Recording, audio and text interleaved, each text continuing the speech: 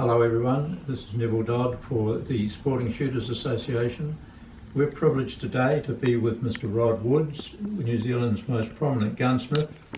And Rod, I wanted to ask you, you've been involved in and are well known for being an expert witness in a number of court cases. Can you recall for us some of the more interesting ones?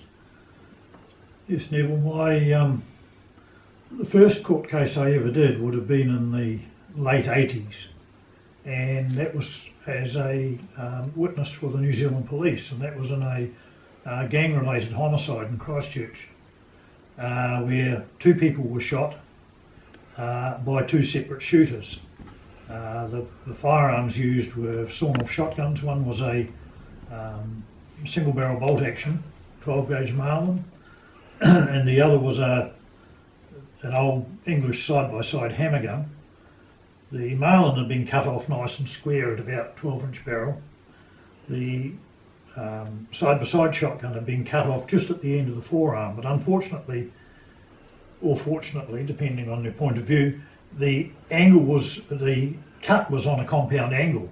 So it was not only cut more to the left, but it was also cut with the angle sort of deflecting the shot upwards. My job was to determine which gun fired which shot. They already knew who had which gun in their hands by fingerprints and things. And the fatality was shot with the single barrel Marlin, and the shot pattern was centred right in the middle of the gang patch that the guy was wearing on his t-shirt. And the other chap who was wounded in the right shoulder, which was totally compatible with the left barrel of the double-barreled shotgun. The shot pattern going slightly high and slightly to the right because of the angled cut, and we could determine the cartridge cases from either gun by the firing pin marks. In the case of the English gun, the firing pins were quite dented, and you could see easily which barrel fired which cartridge. And the Marlin had extractor marks and things like that. So it was all pretty straightforward sort of identification work, really. And the guy who fired the side-by-side shotgun was subsequently convicted of murder. And the guy who fired the Marlin goose gun was convicted of murder, and the guy who fired the double-barrel shotgun was convicted as an accessory. That's fascinating, Rod. And tell me, if that was your first case, what would you say was your most challenging? A lot of the cases I've done have involved doing quite elaborate setups to recreate the thing and to work out where people were standing, work out where shots were aimed, and particularly with shotguns, it's a lot more involved in setting it up. And I've done several cases where shotguns have been used. One that springs to mind, which was quite interesting, was a case down in Invercargill where a farmer in the middle of the night saw somebody with a truck backed up to his stockyards, and they were stealing sheep. And he raced out there with a double-barreled shotgun. First thing the guy in the truck did was try and back up and crush him against the fence of the stockyards. And then he started to drive forward. So he upped with a shotgun and fired. The police had charged him with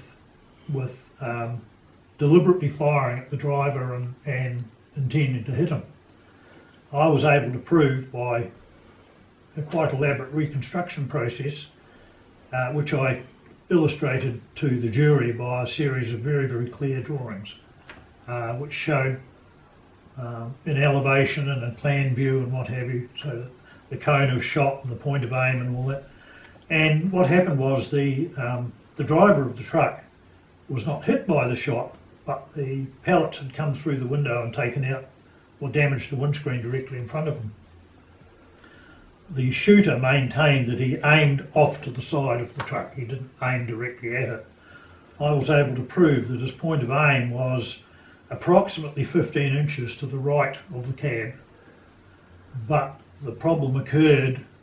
The truck had one of those big, long, about 6 inch wide by 18 inch high angled mirrors, and the shot charge was, a large percentage of the shot charge was collected by the mirror and deflected through the open doorway. Wow. And into the windscreen. So I was able to prove that he definitely did not aim at the cab, and he was subsequently found not guilty.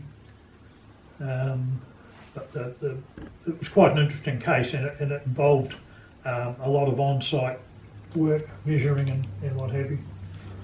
That's fascinating, Rod. Is there any others that spring to mind as being I've done several other reconstructions, or as a method of figuring out what would happen. One was in Christchurch, where a person had fired at two intruders, and the intruders were hit, and once again maintained that he never aimed at them.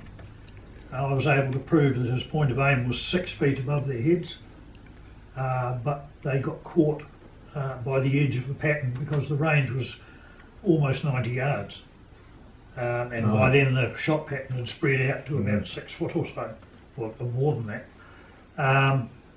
And we were able to get a not guilty on that one as well. I've also done similar such things with rifles, trying to figure them out. It's absolutely fascinating work. I love doing it. I can imagine, and you've obviously been very successful with it. Thank you, Rod. We'll have another interview with Rod on a different topic later.